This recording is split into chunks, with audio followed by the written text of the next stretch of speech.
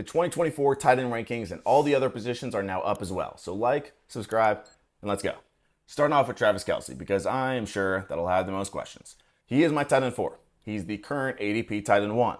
I'll just flat out say that is wild to me. What's even wilder is being 21st overall. In 2022, Kelce went in the second round as well, and the difference between him and the tight end 2 was 5.2 points per game. Totally worth it. And while later in the second round this season, the difference between last year's points per game and the tight end 2 points per game was 0. Still the tight end 1 technically, but Kelce was a massive bust down the line. Tight end 10 in the second half of the season. So did his situation get better? No, not at all. Worse, actually. They added 2 receivers to a lackluster room and still have a top 5 defense. Not to mention the age risk. He's about to be 35. If you were to take a tight end this high, you want it to be next to 0 risk. In NFL history, one tight end that's produced at 35 or older. Tony Gonzalez. Best season ever past 33 was 14.6 points per game, aka the exact same number that Kelce had last season, which was not good enough for this ADP. The reason I have him as tight end 4 is because of the risk of that major fall off. Again, tight end 10, second half of the season. He was incredible in the playoffs, but him and the Chiefs are kind of in their LeBron 2010s era. With a great defense and other weapons, they don't really need an ancient Kelce to be going all out in the regular season when all that matters for the franchise is postseason play. To finish last season, Kelce's weekly finish, tight end 7, tight end 8, tight end 20, tight end 20, and tight end 34. No other player going in the first 2 rounds is even close to that. So my tight end 1 is Laporta. I'll probably not get him in any drafts. He's amazing, just don't think there's too much of a gap between him and the others and the odds to be the overall tight end 1, meaning the value just isn't really there for me. He's easier to predict than most. His targets are almost guaranteed to increase this year, year 1 rookie season to year 2, meaning the receptions and yards will also increase, but also he had 10 touchdowns. 4 more than any tight end, but just 4th in rec per game and 7th in yards per game. So despite nearly doubling the next tight ends in touchdowns, he still wasn't top 3 in either of those. So what will happen? Probably the same points per game, right around 14. The other surprise for people will be Trey McBride. I love this man. If it wasn't clear, lots of the other top tight ends this year are closer to their peak with a chance of falling. Kelce and his age, Laporta and touchdown regression, Andrews and his injury. McBride seems the opposite. His great season last year could have been much better, and it already was great. On the surface, he was tight end 8. With Kyler Murray, the tight end 1.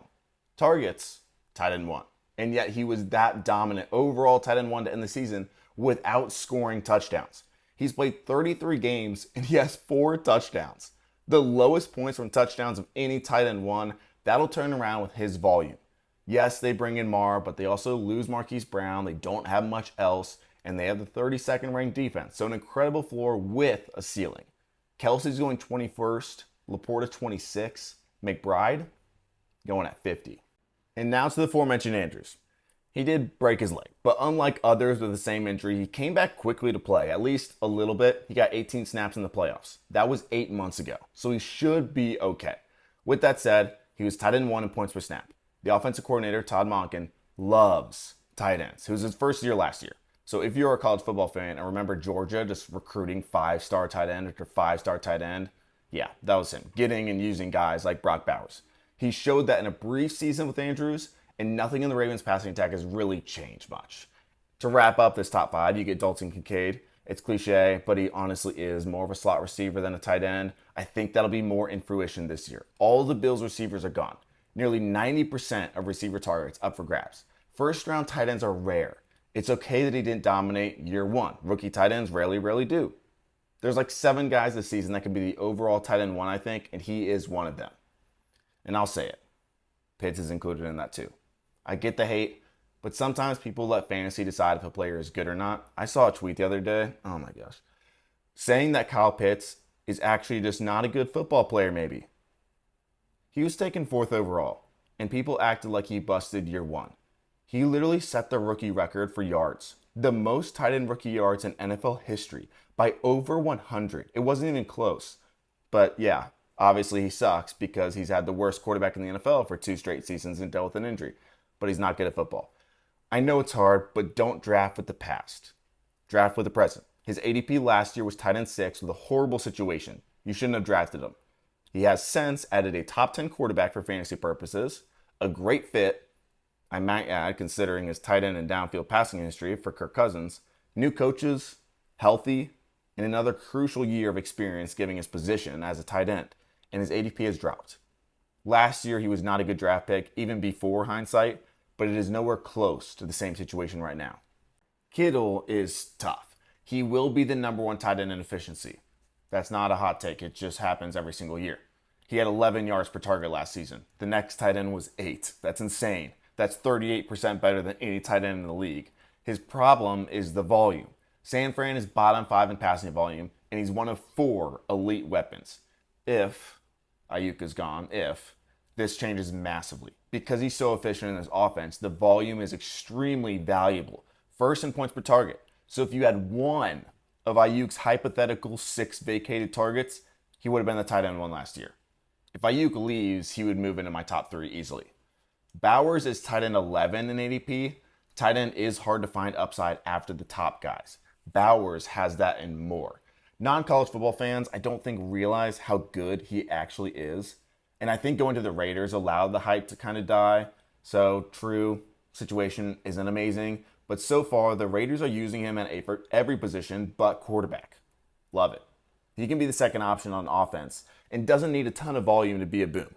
In college, he led all SEC tight ends with 14 touchdowns and 938 yards. Incredible numbers for a college tight end. And by the way, that was when he was a freshman. He is a freak. When it comes to Evan Engram, I hear it all the time. You probably hear it all the time. He has the highest volume, the best volume among tight ends. That's a lie. I'm sorry to those people. Targets are not created equally, though.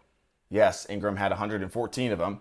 He also barely got any red zone work, end zone work, or downfield targets. They were short and they were between the 20s.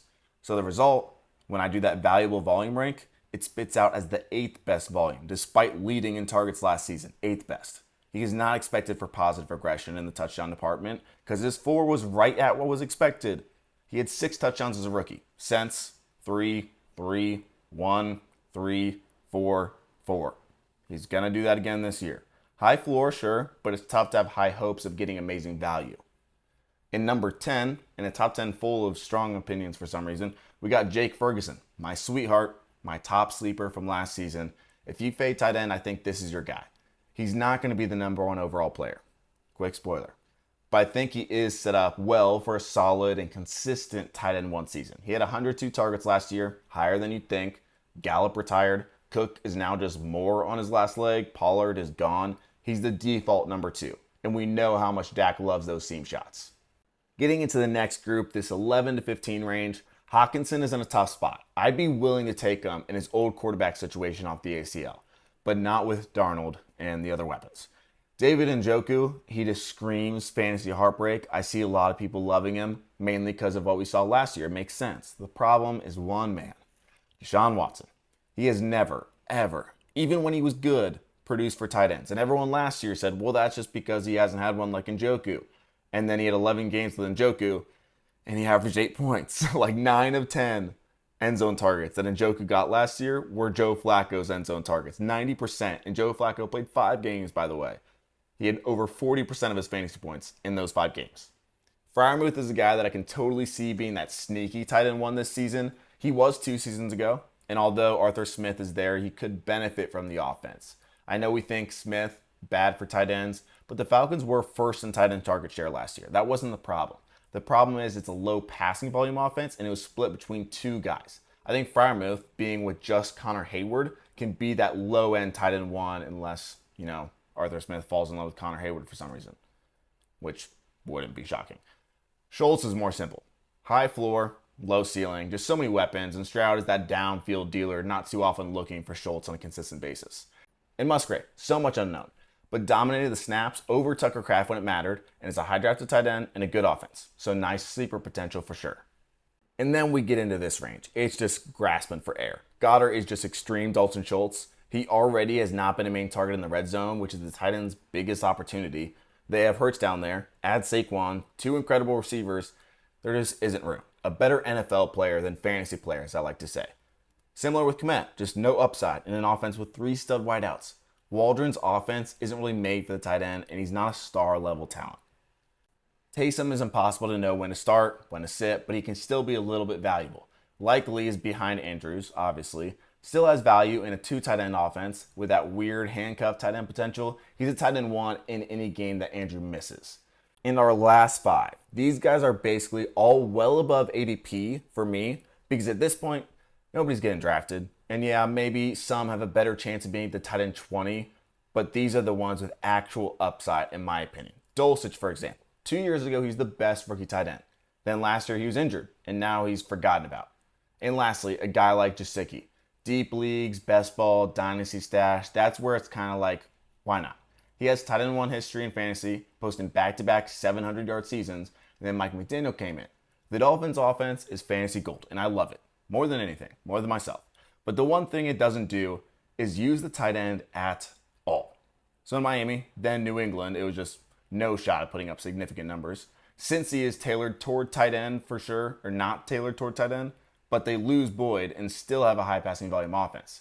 If he gets the ops or some sort of chemistry going with Burrow, he could be a late round steal.